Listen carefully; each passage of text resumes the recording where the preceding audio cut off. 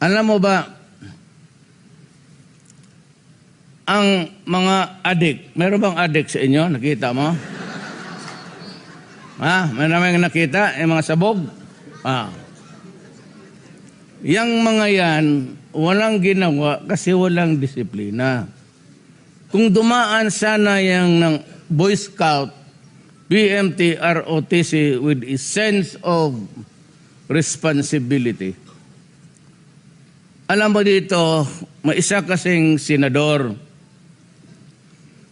Hindi ko malaman kung i-mention ko hindi, pero i-mention ko na lang kasi baka mapagbuntingan pa ng iba.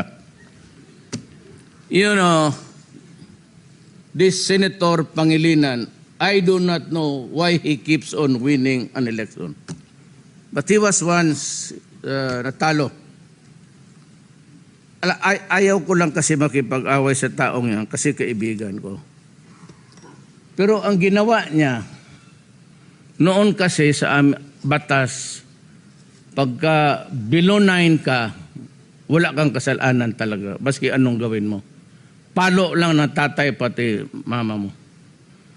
Pagka nagka 9 ka tapos 12 ka lang below, hindi ka 13, 12,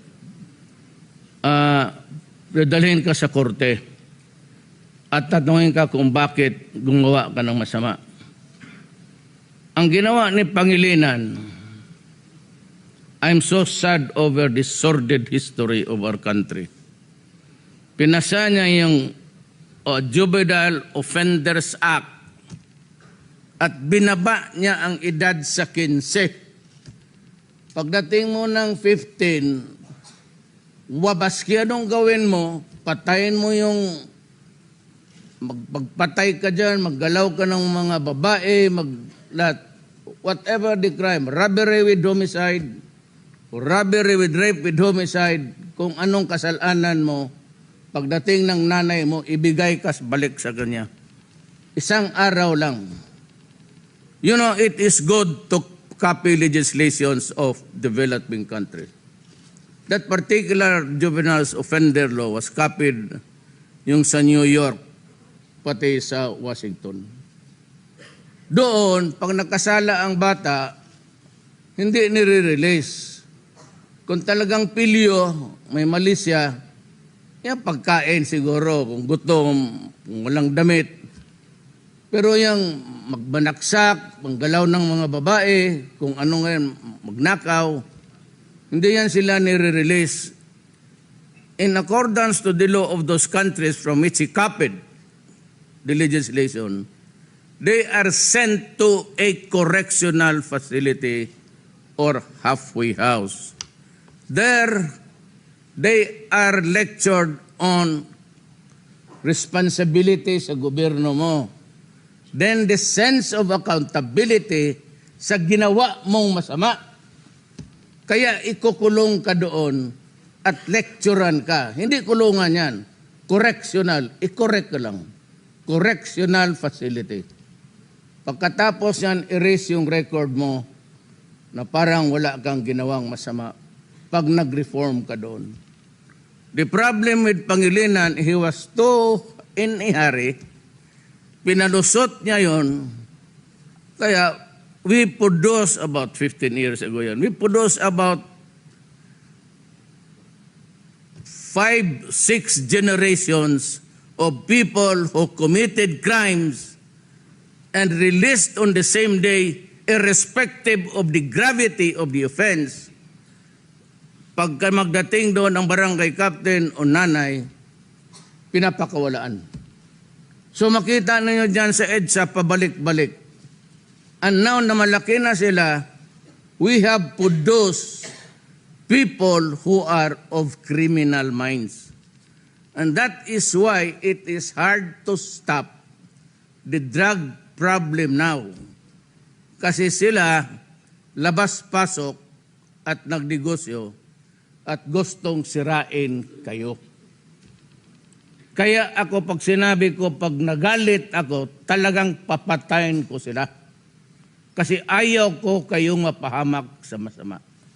Trabaho ko yan na pagtapos na kami, patay na kaming lahat matatanda, kayo na, alam ninyo kung ano ang tama at mali at alam ninyo gaano i-protect yung mga anak ninyo. Lipat na yan dito. Bago na yan. Ibang presidente na. Kayo na naman dito, kayo na naman ang magbantay. Kaya ganon. And the contamination of Shabu was reached 4 million. I really do not know how to solve it. 4 million is 4 million. The forensic says, yung talagang those who really went crazy, 6 months to 1 year of constant Shabu use will destroy your brain. It will shrink. And if it is rank, you are insane. Na ganito yan. Kung ang bata o tao magsyabo, kasi pati kayo inuutosan na magkarga, hindi man kayo maaresto, huwag mong gawin yan. Pag may magsabi, ibigay mo sa tao na yun ito, huwag mong gawin yan kasi inuutosan kayo mga posporo, marijuana, syabo yan. So sabi ni Mayor Duterte, huwag yan. Kasi baka tayong dalawa pa ang madisgrasya. Huwag kayong pumayag ng ganon. So if it's constant use, how many of those are really crazy, I really do not know. But just placing it at a conservative estimate, sabihin ko lang sa inyo, about 700. Okay. Yung 700 na yan, pagka kulungog yan sila, sira ulo, magpatay, mag-rape, magnakaw, patay, manaksak, mang-hold up yan sa jeep, pag-uwi ng mga nanay ninyo, tatay ninyo, kapatid, ang mga kapatid ninyong babae, kung anong ginagawa. Kaya kayong mga, let me just issue another warning to, kayong mga drug addict, total na identified na rin kayo. Avoid the streets. Magkulong kayo sa bahay ninyo. Kasi pag nadampot ko kayo, tatapon ko kayo dyan sa Manila Bay. Gawain ko kayong fertilizer sa isda. Avoid the streets because people are afraid if you congregate in corners. Especially yung mga istasyon dyan sa Ermita, pati. Get out. Gusto ninyong mabuhay pa ng mahaba-haba, huwag kayong magbiktima dyan. Ngayon kasi i-revive ko na naman yung away sa droga, I will ask the police to make the rounds again. Yang daan, yang publiko, yang plaza, para lang yan sa matutuwid na tao at gumagaling sa batas. Hindi yan pwedeng pang-istambayan ng mga kriminal. Will you pry against the civilians there, tinatakot ninyo, hinuhold up ninyo. Ako'y sabi ko, hindi ko na kailangan martial law. Gawain ko lang ang dapat kong gawin.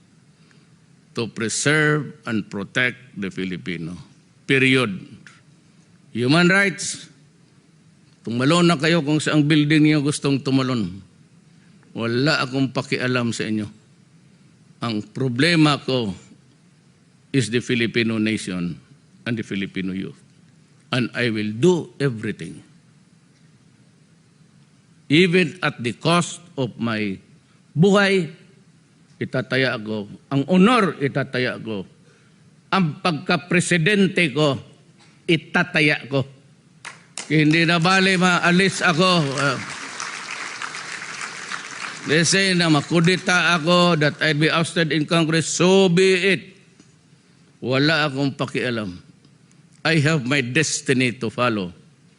And I have that task given to me. However short I may be here, or how long, or maybe finish my term, I will do it. The reason why there is so much criminality, I'll give you why. The reason why nobody respects the law anymore. It's because of that Pangilinan law.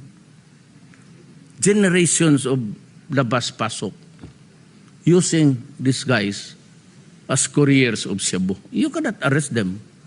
15 years old. They can be used and reused and utilized. Tapos labas-pasok sila. Lumaki sila ng psychological setup is that there is no law. Or if there's one, it does not have a bite. The only thing that's really missing, the missing link between ito, pati yung generation natin, is the fear to violate the law. Wala na yun. And even the sense of obedience, wala na yun. Kita mo natin, wala nang Boy Scout, wala nang... Dapat ibalik talaga yung mandatory. I'll make it a mandatory exercise during ito. Well, there's no military training. Yung conscription talagang dapat you render duty to your country. Mahirap yung paano walang hindi ready. Ito kawawa to. Kaya kayong mga drugo mo do not force me into it because I will really do it. Maraming salamat po.